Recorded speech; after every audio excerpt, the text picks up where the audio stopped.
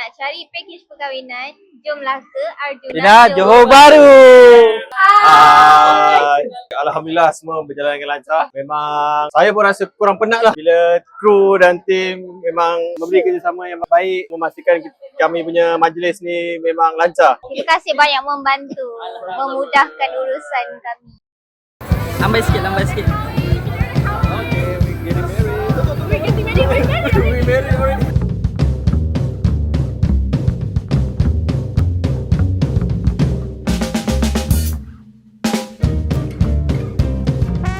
Pandai untuk be very flexible untuk counter balik so that pengantin pun tak rasa macam bersalah ke, rasa macam ni macam mana ni masih dah sikit ke lah. Tapi kru memang power lah handle everything, even perasaan dan emosi kami. Ya, betul. Awal-awal tu rasa berdebar juga lah. Tapi Alhamdulillah banyak bantulah kru-kru daripada Arjuna JB atau cara apa semua. Alhamdulillah saya tengok berjalan lancar. Alhamdulillah lah dia berjalan lancar. Teratur lah. Rasa seronok sangat. Lepas tu rasa macam energi tak drain pun sebab semua orang tolong. Family, kru semua tolong. Lepas tu best lah, best. Slow dia. Alhamdulillah saya ni jenis yang tak ingat sangat apa benda ni kan. Tapi kru-kru sangat bantu saya lah. Jadi from A to Z memang saya follow je instruction orang. Alhamdulillah. So far dekorasi sangat cantik, especially dekat Kecamatan tu. Cantik.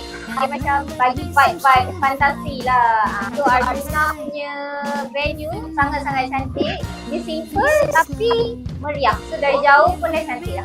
Saya suka semua benda. Kalau orang yang datang semua cakap macam cantik.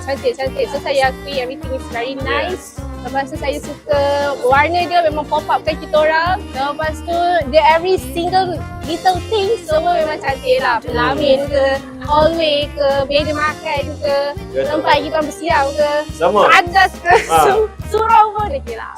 Okey. Kalau Arjuna ni saya nampak ruang dia lebih luas. Lepas tu tetamu datang sekaligus pun saya nampak tak ada masalah. Tetamu pun selesa. Bila kita nak outdoor tu tak perlu nak ke mana-mana.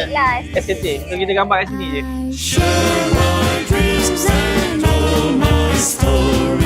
Saya bagi 10 per 10. 10. 1000. 1000. Ada nak 1000. Mudah kan? Kahwin je lah. Yeah. Mudah kan? Kahwin je lah. Oh.